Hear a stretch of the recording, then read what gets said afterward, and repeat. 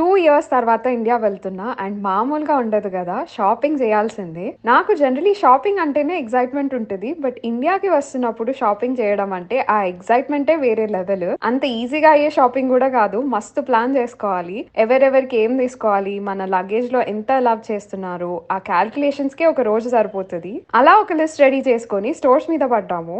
రేపు ట్రావెల్ చేయాలి అన్నప్పుడు ఈ రోజు వెళ్ళాము అన్ని కొనడానికి. అండ్ లిస్ట్‌లో ఏమేమి ఉన్నాయంటే chocolates, dry fruits, vitamins, body lotion, pain relief gels ఇలా కొంచెం పెద్ద లిస్టే ఉండే. జనరల్లీ కాస్కోలో షాపింగ్ చేస్తాము బల్క్‌లో కొనాలి అంటే. కానీ మేముండే ప్లేస్‌లో కాస్కో లేకుండే. సామ్స్ క్లబ్ ఉంటే అందులో తీసుకున్నాము. అండ్ నా ఫ్రెండ్స్‌కి చిన్న చిన్న గిఫ్ట్స్, మా డాగ్ మోమో గాడికి స్నాక్స్, టాయ్స్ తీసుకున్నాము. ఇండియా వెళ్తే నా బ్యాగ్ చుట్టే తిరుగుతాడు. ఏం స్నాక్స్ తీసుకొచ్చింది నాకు అని. వరుణ్ నేను కలిసి వెళ్తున్నామా లేదా నేను ఒక్కదాన్నే వెళ్తున్నానా అని ఫుల్ వ్లాగ్‌లో ఉంది. చూసేయండి. సబ్స్క్రైబ్ చేసుకోండి please and thank you so much for watching.